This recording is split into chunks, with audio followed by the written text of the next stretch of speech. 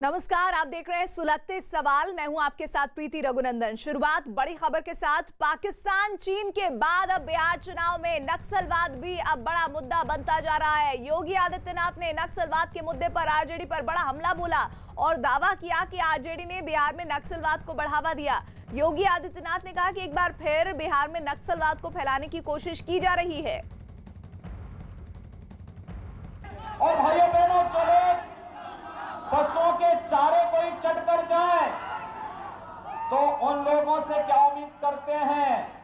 ये नक्सलवाद उन्हीं लोगों की देन थी और उन्हीं लोगों ने आज फिर से इस पूरे क्षेत्र को नक्सलवाद की चपेट में लाने की कुत्सित चेष्टाएं की जा रही हैं और उसके प्रति आपको जागरूक करने के लिए मैं आज उत्तर प्रदेश से विशेष रूप से आया हूं।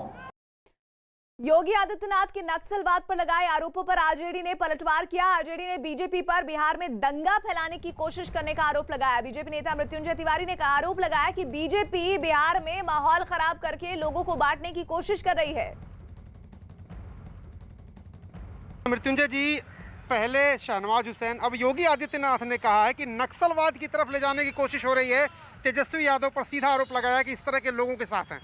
देखिए, आदरणीय प्रधानमंत्री जी के आने के पहले जब वो बैटिंग करने आएंगे बिहार के चुनावी पिच पर, तो उसके पहले जो उनके टेल एंडर हैं उन्होंने बल्लेबाजी शुरू की है और उनको पता नहीं है कि तेजस्वी यादव जी के गुगली में सब क्लीन बोल्ड होते जा रहे हैं। अरे बेरोजगारी पर ना बोलना है, भूखमरी पर बोलना है। नक्सलवाद से ज़्यादा खतरनाक ये उन्माद फैलाने वाले लोग हैं, भाईचारा का माहौल बिगाड़ने वाले लोग हैं। ये तलवार बांटने वाले कट्टरपंथी लोग, दंगाई लोग दंगा कराना चाहते हैं और वोट लेना, वोटों का ध्रुवीकरण चाहते हैं। ये बिहार की धरती है, ये बुद्ध की धरती है, ये लालू प्रसाद जी की धरती है। कोई माई का लाल यहाँ चाहेगा कि हम बिहार की जनता को बेवकूफ़ बनाकर वोट ले लें। उत्तर प्रदेश संभल नहीं रहा, चले बिहार को संभाल लें। और हमारे साथ वरिष्ठ पत्रकार शेष नारायण सिंह जी हैं, बेतिया से अमित पांडे हैं, सासाराम से नीरज कुमार जुड़ रहे हैं। नीरज, जरा बताइए कि ये जो अर्बन नक्सलवाद का एक नया एंगल बीजेपी की तरफ से डालने की कोशिश हो रही है, आप तो सासाराम की धरती पर मौजूद हैं, लोग क्या कह रहे हैं इस तरह की भाषा और इस तरह के आरोप प्रत्यारोप को लेकर?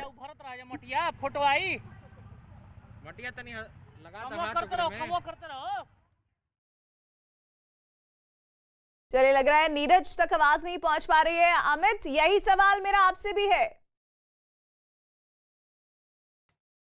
देखिए, राजनीतिक जो आरोप प्रत्यारोप का दौर है वो शुरू हो गया है और अब से कुछ ही देर पहले बेतिया में बीजेपी अध्यक्ष जेपी नड्डा ने रैली की है। हमारे साथ कुछ लोग हैं, बेतिया के लोग हैं, हम उनसे जानते हैं। आप बताइए कि ये अर्बन नक्सल की बात कही है राष्ट्रीय अध्यक्ष ने, किस तरीके से आप देखते हैं आरजेडी और पीएफआई के लिंक की, आरजेडी और माले के लिंकेज की बात की है? ये तो सारी बातें जग जाहिर हैं कि जो आरजेडी है वो पीएफआई के साथ मिली हुई है। ये बिहार की जनता बखूबी समझती है, क्योंकि 15 साल हम लोग। ये आप कार्यकर्ता के रूप में कह रहे हैं या जनता के रूप में कह रहे हैं? जनता के रूप में कह रहे हैं। हम तो कार्यकर्ता किसी के हैं नहीं, किसी के कार्यकर्ता हम लोग नहीं हैं। लेकिन यहाँ जो अभी पहले जो हम लोगों ने 15 साल झेला है और ये जो 15 साल झेला है, दोनों में बहुत अंतर है। ये बताइए, और आप भी सीनियर सिटीजन हैं और आप अर्बन नक्सल से जोड़ा जा रहा है आरजेडी को, और इससे पहले क्या हालात थे, अभी क्या हालात आप बताएंगे? इसके पहले का हालात बहुत ख़राब था आरजेडी का। अभी जो एनडीए सरकार है बहुत ठीक है और आगे भी हम लोग चाहते हैं कि एनडीए भी रहे। नहीं, ये बताइए, जो लिंकेज का आरोप है इसको कहाँ तक आप देखते हैं? ये सही बात है कि मिला हुआ है, मिला हुआ है। कुछ और लोग हैं, हम इनसे जानने की कोशिश करते हैं। सर, आप बताइए कि अभी थोड़ी देर पहले जेपी नड्डा जी की रैली हुई है। अच्छा। और उन्होंने कहा है कि आरजेडी और माले का कनेक्शन है, अर्बन नक्सल का कनेक्शन है। इस पर बेतिया की जनता के निवासी होने के नाते क्या कहना चाहेंगे आप? ऐसा सब तो झूठ बात है, कोई कनेक्शन नहीं है, समझ गए ना? यानी क्या पूछना चाहते हैं? क्या इस आरोप में आपको किस तरीके? नहीं है, कोई दम नहीं है, कोई दम नहीं है। यहाँ पर जो है यानी कांग्रेस का था विधायक में, वही जीतेंगे। तिवारी जी, दूसरा कोई नहीं जीतेगा। अलग अलग लोगों की अलग अलग राय है, लोगों की और अलग अलग राय, लेकिन इस राय में एक बात कब निकलकर सामने आएगी, जब मतदान होगा और नतीजे सामने आएंगे। चलिए उस वक्त का इंतजार हम सभी को है। इधर बिहार चुनाव से जुड़ी इस वक्त की सबसे बड़ी खबर, बीजेपी ने सीपीआई-एमएल के साथ आरजेडी के गठबंधन पर बड़ा हमला बोला है। बीजेपी प्रवक्ता शाहनवाज हुसैन ने तेजस्वी यादव पर इस गठबंधन के जरिए लोगों में डर पैदा करने की कोशिश करने का आरोप लगाया और कहा कि अर्बन नक्सल की कोई साजिश कामयाब नहीं होगी, जिस पर आरजेडी नेता और पूर्व केंद्रीय मंत्री जयप्रकाश नारायण यादव ने पलटवार करने में देर नहीं लगाई और चुनाव में बीजेपी और जेडीयू गठबंधन का सुपड़ा साफ होने का दावा कर दिया। बीजेपी का आरजेडी सीपीआई-एमएल गठबंधन पर बड़ा हमला। आरजेडी सीपीआई-एमएल गठबंधन पर अर्बन नक्सल का ठप्पा। बीजेपी ने आरजेडी पर लगाया डर पैदा करने का आरोप। इस वक्त की सबसे बड़ी खबर आ रही है बिहार चुनाव में चढ़ती सरगर्मी से जुड़ी, जहां चुनाव करीब आने के साथ साथ वार पलटवार का दौर चरम पर पहुंच गया है। बीजेपी ने सीपीआई-एमएल के साथ आरजेडी के गठबंधन पर बड़ा हमला बोला है और इस गठबंधन को अर्बन नक्सल वाला गठबंधन करार दिया है। बीजेपी प्रवक्ता शाहनवाज हुसैन ने आरजेडी पर हमला करते हुए उस पर बिहार के लोगों को डराने का आरोप लगाते हुए अपना चुनावी दांव चल दिया। लालू जी की तस्वीर तो हटा दी। जब आप अपने पिता के बारे में कहते हैं कि हम उनका सम्मान करते हैं, ये उन्हीं की पार्टी है, तो उनके ही वो राष्ट्रीय अध्यक्ष हैं, उनकी तस्वीर हटाने के पीछे राज क्या था कि लोग डरे नहीं। लेकिन तेजस्वी यादव जी ने माले का सिंबल अपने साथ लगाकर बिहार के लोगों के अंदर ये खौफ पैदा किया है। हम बिहार के लोगों से कहना चाहते हैं कि भारतीय जनता पार्टी किसी भी शर्त पर फिर से वो मुड़कटवा राज स्थापित नहीं होने देगी। हम बिहार की 13 करोड़ जनता के साथ मजबूती से खड़े हैं। आरजेडी और सीपीआई-एमएल के साथ पर निशाना साधते हुए बीजेपी प्रवक्ता शाहनवाज हुसैन ने इस गठबंधन को आड़े हाथों लिया और उस पर अर्बन नक्सल का ठप्पा लगाते हुए इसके बहाने उनकी साजिश को कामयाब नहीं होने देने की चेतावनी दे दी। जो लोग इस सरकार के खिलाफ दुष्प्रचार में लगे रहते हैं, ऐसे सब लोगों का जमबाड़ा अर्बन नक्सल जितने हैं वो आकर बिहार की सरजमी पर तेजस्वी यादव के कंधे पर लड़ना चाहते। ये कांग्रेस पार्टी जो जीरो पे आउट हो जाएगी। इससे पहले यूपी के सीएम योगी आदित्यनाथ ने भी आरजेडी पर नक्सलवाद और वंशवाद को बढ़ावा देने का आरोप लगाया। बिहार के अंदर नक्सलवाद चरम पर बोलना था। जिस प्रकार से जातीय संघर्ष करा करके एक परिवार स्वयं का अपने पूरी व्यवस्था पर हावी होने का प्रयास कर रहा था। इस बार सीपीआई-एमएल महागठबंधन में शामिल है। उसे 19 सीटें मिली हैं, जबकि सीपीआई और सीपीएम को मिलाकर उसकी करीब आधी सीटें हैं। यानी बिहार की राजनीति में सीपीआई-एमएल को काफी अहमियत मिल रही है।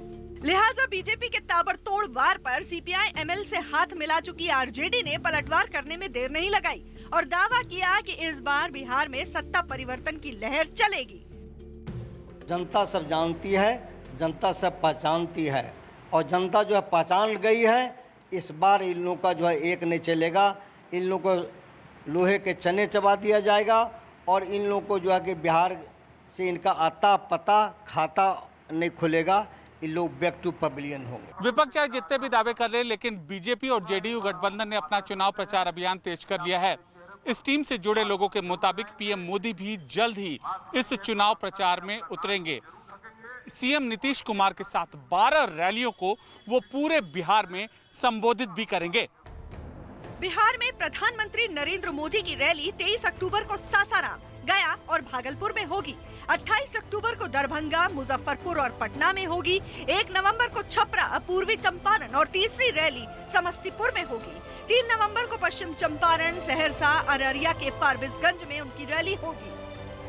जाहिर है बिहार की चुनावी जंग इस बार बेइंतहा दिलचस्प होने वाली है, जहां एनडीए के साथ नीतीश अपनी 15 साल की सत्ता को आगे जारी रखने की कोशिश में है, तो वहीं 15 साल का सूखा देख चुकी तेजस्वी यादव की पार्टी सत्ता में वापसी के लिए बेकरार है। उधर एलजेपी एनडीए से अलग होकर पूरे चुनाव को अलग रंग देने की कोशिश में जुटी है और इन सभी पार्टियों के बीच की खींचतान के नतीजों में ऊंट किस करवट पर बैठेगा, इस पर सबकी नजर गड़ी हुई है।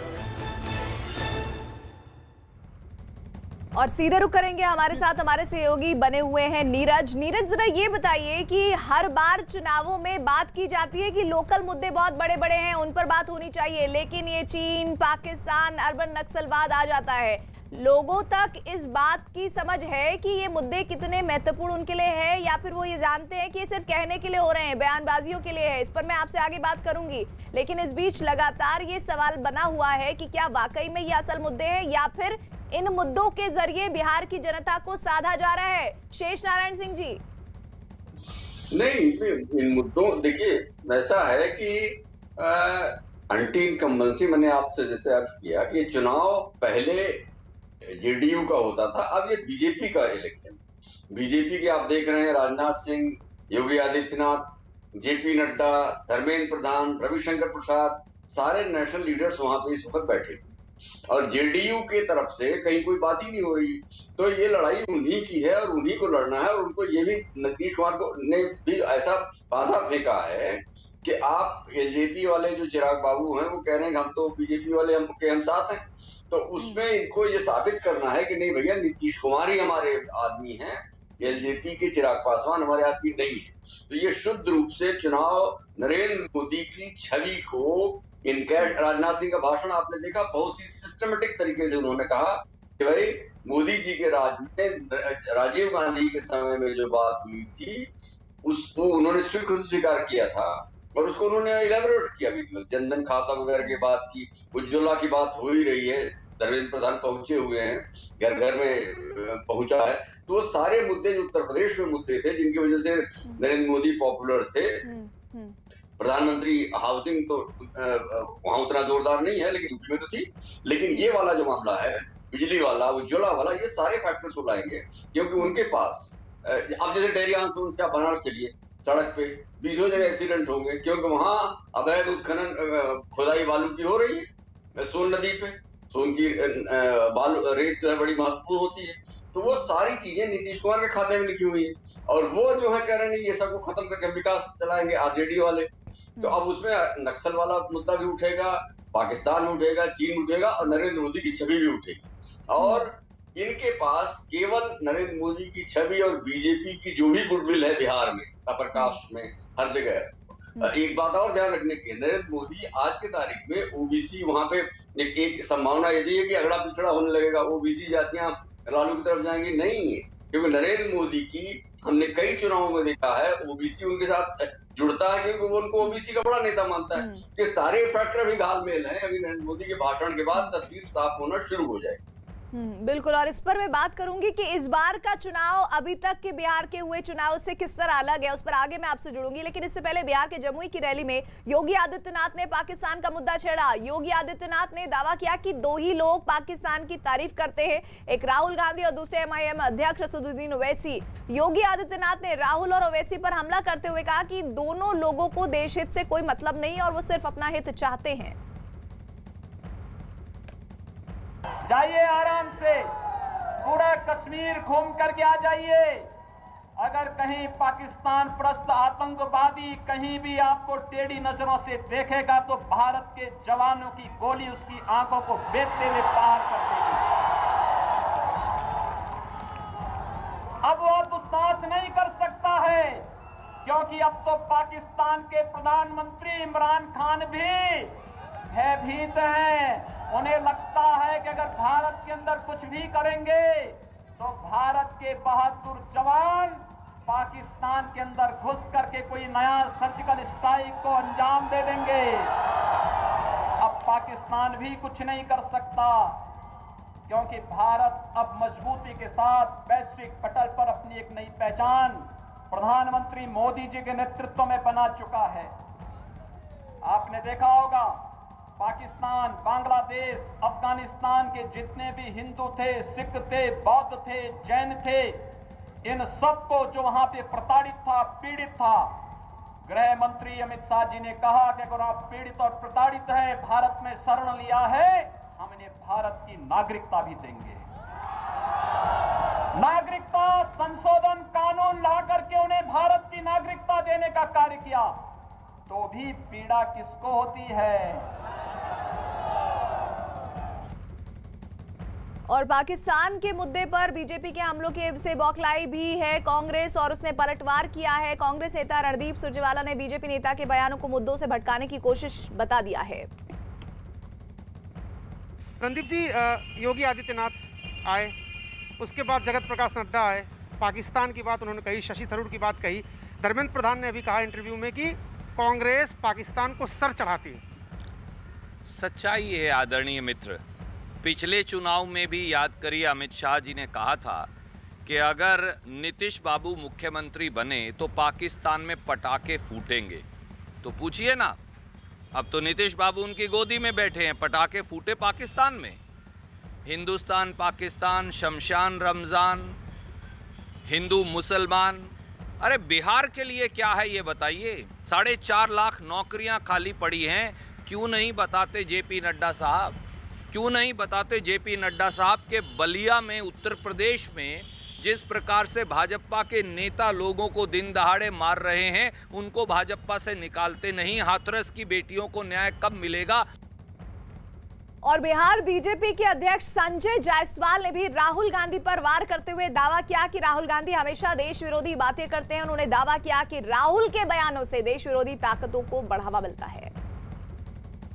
बिहार बीजेपी अध्यक्ष संजय जायसवाल जी हमारे, हम उनसे बात करते हैं।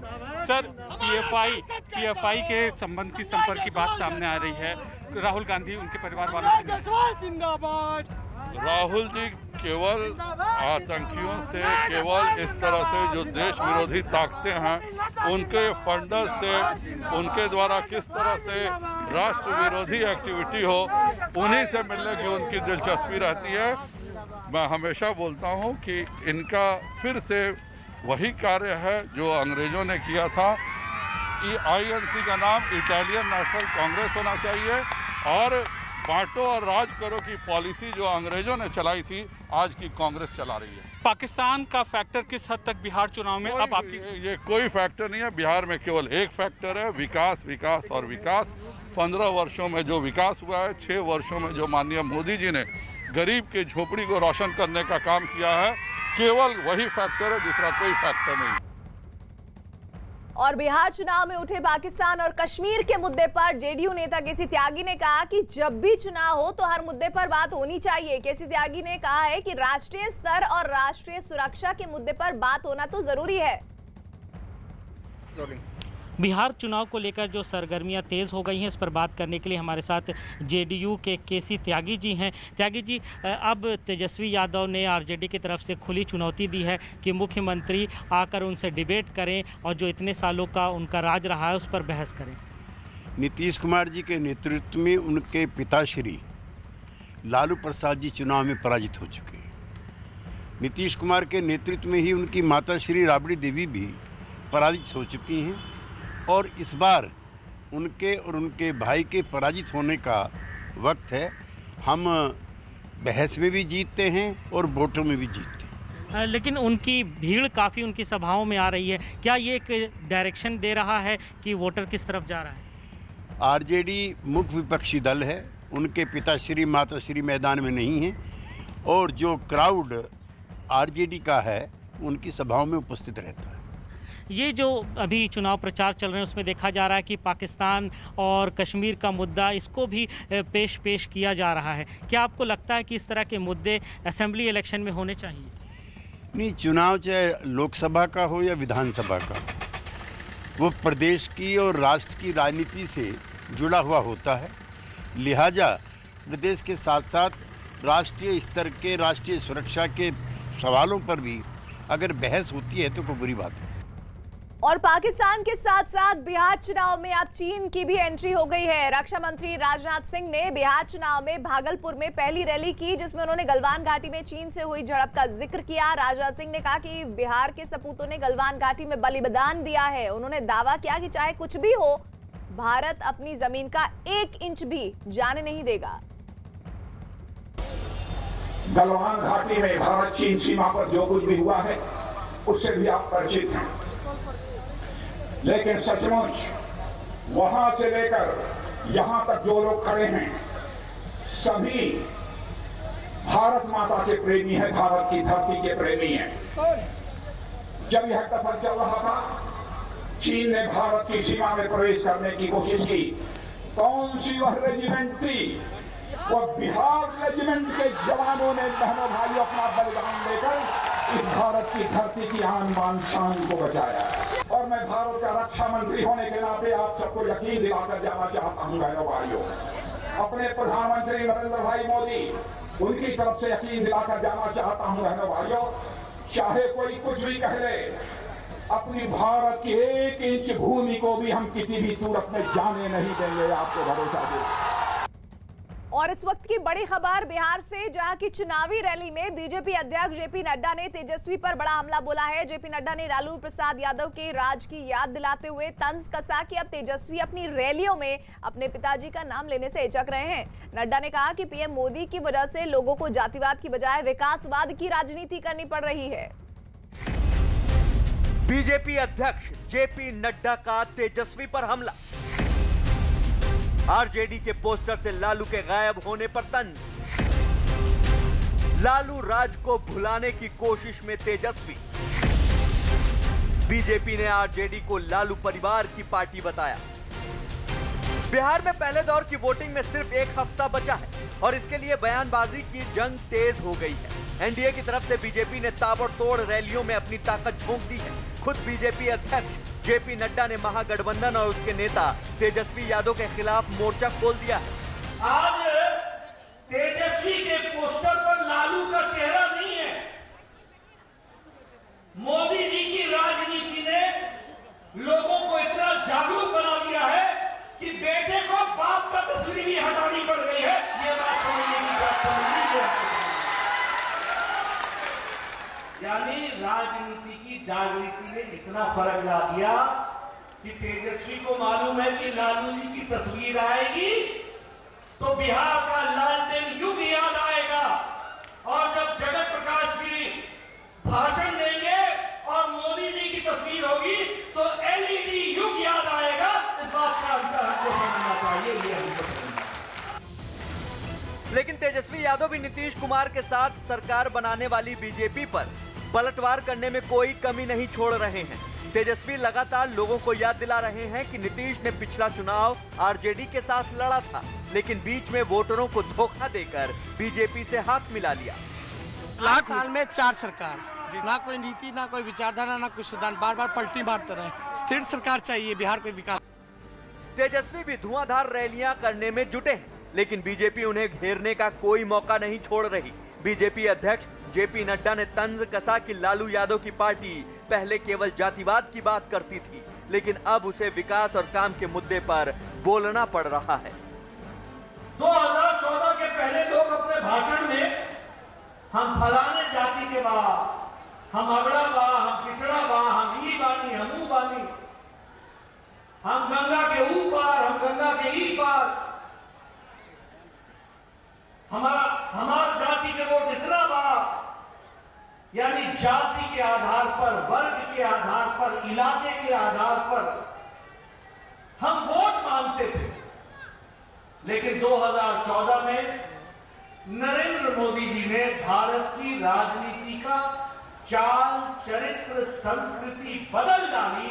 अब कोई आएगा तो काम के आधार पर आएगा, यह तय होगा। साफ है कि बीजेपी ने बिहार में नीतीश को फिर से मुख्यमंत्री बनाने के लिए अपने सारे घोड़े खोल दिए हैं। बीजेपी अध्यक्ष नड्डा के अलावा रक्षा मंत्री राजनाथ सिंह और यूपी के सीएम योगी आदित्यनाथ भी मैदान में डटे हैं। और अभी बीजेपी का सबसे बड़ा चेहरा पीएम मोदी का तो मैदान में उतरना बाकी ही है। और इस वक्त की बड़ी खबर आ रही है बिहार के भोजपुर में। केंद्रीय मंत्री रक्षा मंत्री राजनाथ सिंह ने आरजेडी पर जमकर निशाना साधते हुए कहा कि बिहार में लालटेन युग खत्म हो चुका है और एलईडी युग आ चुका है। बहनों भाइयों, लालटेन फूट गई है। फिर से सुनिए, लालटेन फूट गई है।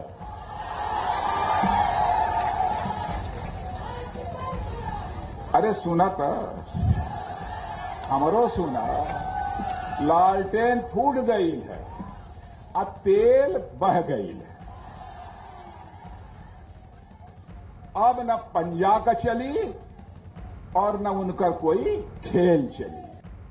बिहार में चुनाव प्रचार में उतरी तेज प्रताप से अलग रह रही उनकी पत्नी ऐश्वर्या राय ने अपने पिता चंद्रिका प्रसाद राय के लिए वोट मांगा है। ऐश्वर्या ने पहली बार राजनीतिक मंच साझा करते हुए कहा कि उनके साथ अन्याय हुआ है, जिसे बिहार की जनता समझ रही है, इसलिए नीतीश को सीएम बनाएं। मेरे पिता को परसा से जिताए और नीतीश कुमार जी को फिर से मुख्यमंत्री बनाए।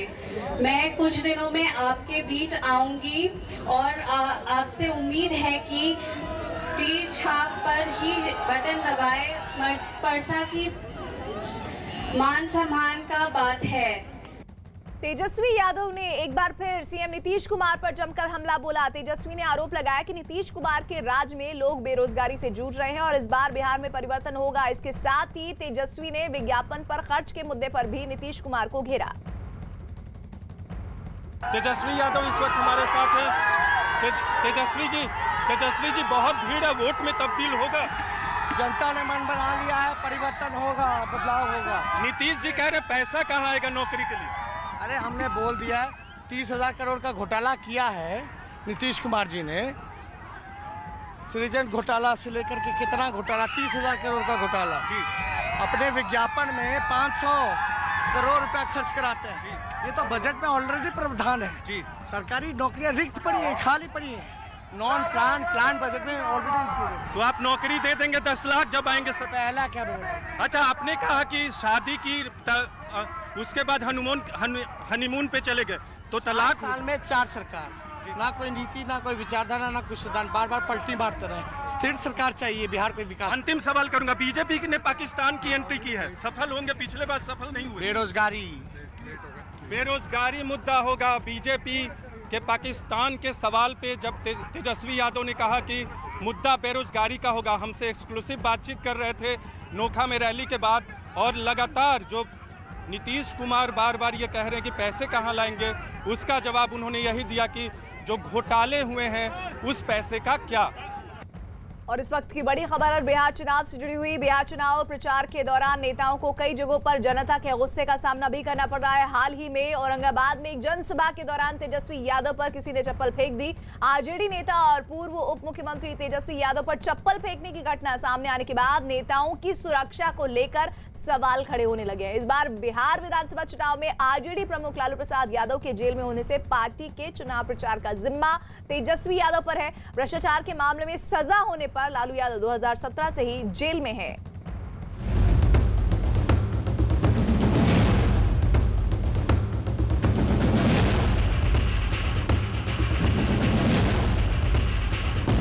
जनता के गुस्से की हैरान करने वाली तस्वीर। चुनाव प्रचार के बीच हैरान करने वाली तस्वीर।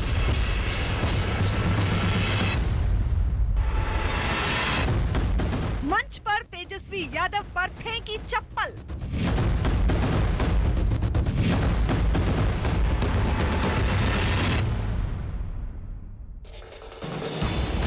ये मामला पटना से करीब 125 किलोमीटर दूर औरंगाबाद के कुटुंबा विधानसभा क्षेत्र का है, जहां तेजस्वी यादव आरजेडी उम्मीदवार के समर्थन में प्रचार करने पहुंचे थे। मंच पर पहुंचने के बाद तेजस्वी यादव ने अपने हाथ सैनिटाइज किए और मंच पर मौजूद लोगों को व्यवस्थित होकर बैठने का इशारा करने लगे। माइक से तेजस्वी के पहुंचने का ऐलान किया गया। नेता प्रतिपक्ष माननीय तेजस्वी प्रसाद यादव जी का आगमन इस औरंगाबाद के अम्बा के बभांडी के मैदान में हो चुका है। तभी अचानक तेजस्वी को निशाना बनाकर सामने से कोई चीज फेंकी गई, जो उनके बगल से गुजरकर पीछे जा गिरी। तेजस्वी और उनके बगल में बैठे नेता का ध्यान फौरन उधर गया। वहां मौजूद लोग ये समझ गए कि तेजस्वी को निशाना बनाकर किसी ने चप्पल फेंकी थी। हालांकि निशाना चूक जाने की वजह से तेजस्वी बच गए।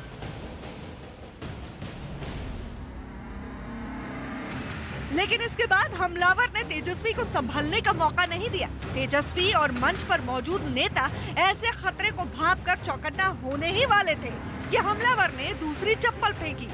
इस बार निशाना अचूक था और चप्पल आरजेडी नेता को लगी।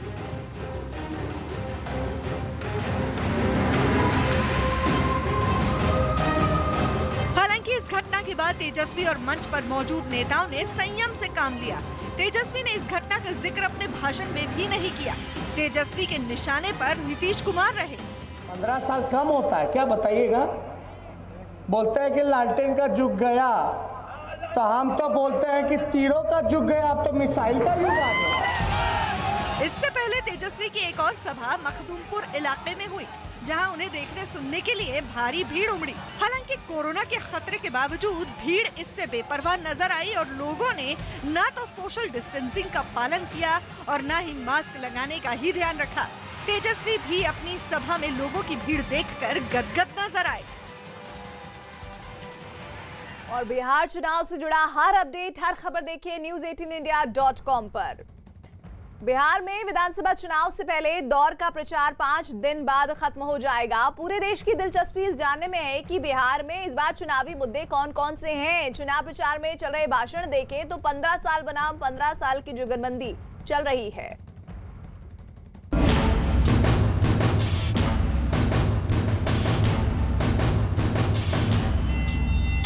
तेज रफ्तार तेजस्वी सरकार को बनाना। अब देखिए, अब नया युवक है, लोग तो बोल रहे हैं करेगा करेगा, लेकिन देखा जाए। कांग्रेस भी एक परिवार के बाहर नहीं निकल सकती है और राजद भी एक परिवार के बाहर नहीं निकल सकती। इतने ये लोग परेशान हैं, हताश हैं, निराश हैं। अब इनको समझ में आ गया कि इनकी सरकार अब दोबारा बनने वाली नहीं है। कुछ लोगों को अपनी चिंता रहती है, लोगों की चिंता नहीं है। लोगों को भ्रमित करके और किस किस तरह से वोट लेकर के राज करते रहे।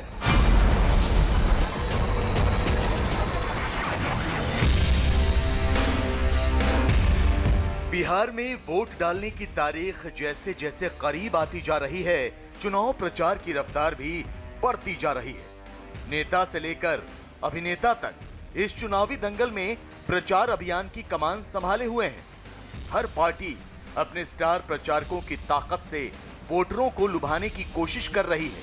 कोरोना महामारी के दौर में बिहार ऐसा पहला राज्य है जहां चुनाव होने जा रहे हैं। लिहाजा 3 चरणों में होने वाले इस चुनाव में कोरोना की वजह से बढ़ी बेरोजगारी एक मुद्दा तो है ही।